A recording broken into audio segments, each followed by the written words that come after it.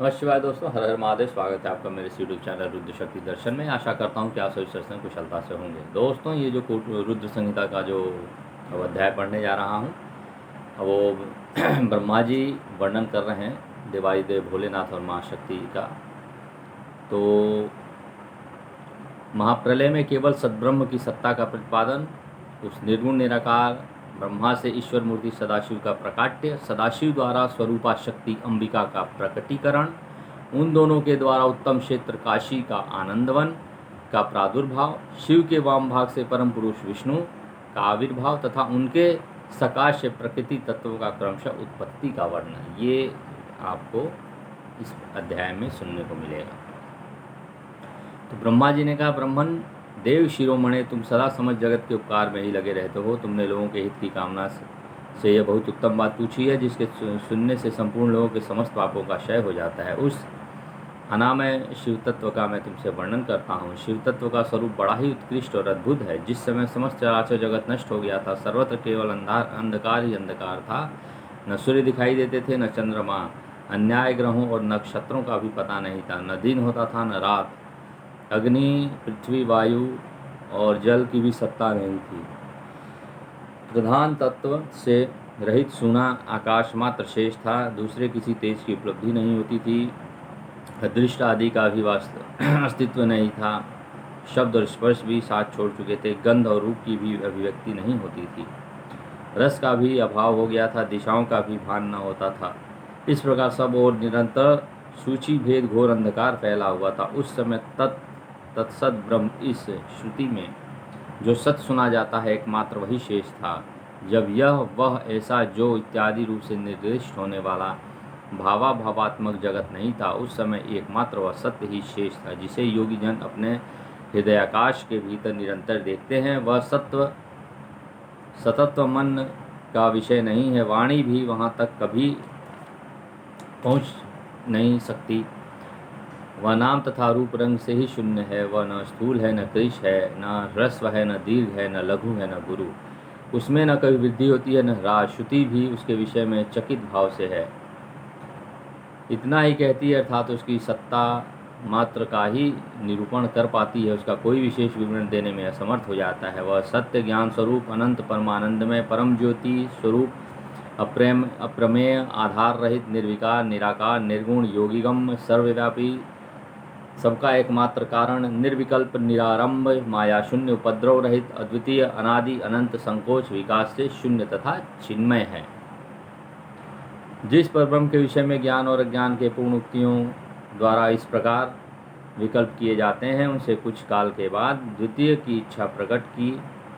उसके भीतर एक अनेक होने का संकल्प उदित हुआ। तब उस निराकार परमात्मा ने अपनी लीला शक्ति से अपने लिए मूर्ति आकार की कल्पना की। वह मूर्ति संपूर्ण ऐश्वर्य गुणों में संपन्न, सर्वज्ञानमयी, शुभ स्वरूपा, सर्वव्यापिनी, सर्वरूपा, सर्वदर्शिनी, सर्वकारिणी, सबकी एकमात्र वंदनीय, सर्वाद्या, सब कुछ देने वाली, संपूर्ण संस्कृतियों का केंद्र थी। वह शुद्ध रूपिणी ईश्वर मूर्ति की कल्पना करके वह द्वितीय, अनादि, अनंत, सर्व प्रकाशक, चिन्मय, सर्वव्यापी और अविनाशी परब्रह्म अंतर्हित हो गया और मूर्ति रहित परब्रह्म है। उसकी मूर्ति भगवान सदाशिव हैं। अवार्चिन और प्रतीक प्राचीन विद्वान उन्हीं को ईश्वर कहते हैं। उस समय एकाकी रहकर स्वेच्छानुसार विहार करने वाले सदाशिव ने अपने विग्रह से स्वयं ही एक स्वरूप भूता शक्ति की सृष्टि की, जो उनके अपने श्रीअंग से कभी अलग होने वाली नहीं थी। उस पराशक्ति को प्रधान प्रकृति, गुणवती, माया, बुद्धि तत्व की जननी तथा विकार रहित बताया गया है। वह शक्ति अंबिका कही गई है। उसी को प्रकृति, सर्वेश्वरी, त्रिदेवजननी, नित्या और मूल कारण भी कहते हैं। सदाशिव द्वारा प्रकट की गई और शक्ति के 8 भुजाएं हैं। उस शुभ लक्षणा देवी के मुख की शोभा विचित्र है। वह अकेली ही अपने मुखमंडल में सदा 1 सहस्रांडमाओं की कांति धारण करती हैं।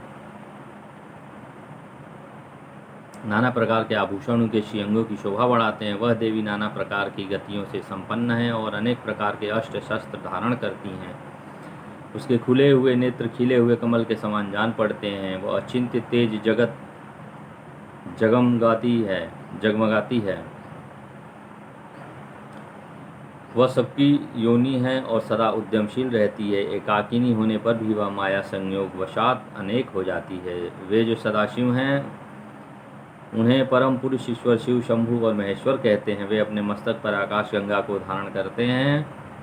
उनके भाल देश में चंद्रमा शोभा पाते हैं और उनके 5 मुख हैं। प्रत्येक मुख में 3-3 नेत्र। उनका चित्त सदा प्रसन्न रहता है। वे 10 भुजाओं से युक्त त्रिशूलधारी हैं।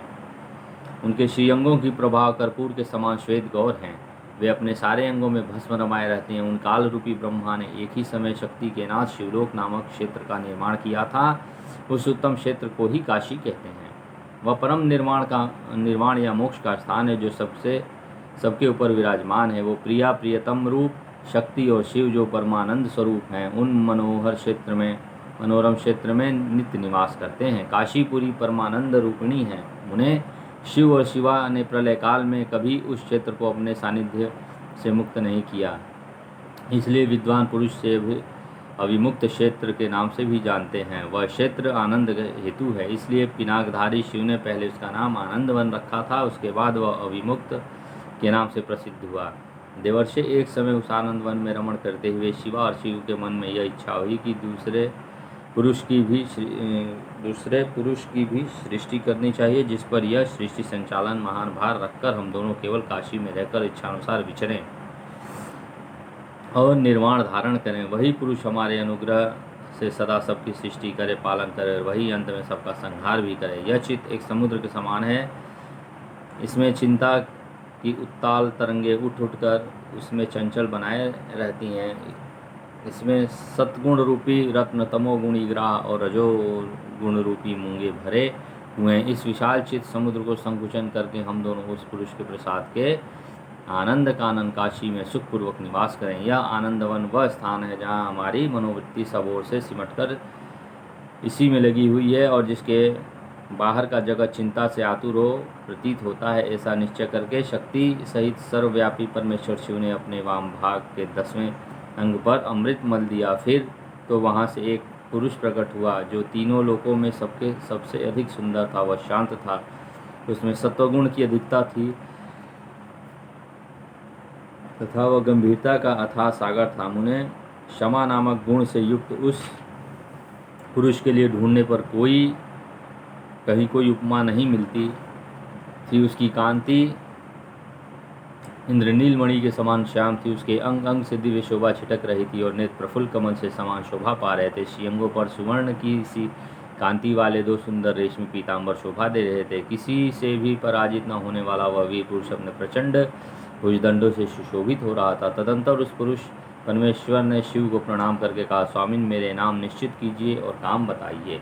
उस पुरुष की यह बात सुनकर महेश्वर भगवान शंकर हंसते हुए मेघ के समान गंभीर वाणी में उससे बोले। शिव ने कहा, वत्स व्यापक होने के कारण तुम्हारा विष्णु नाम विख्यात हुआ है।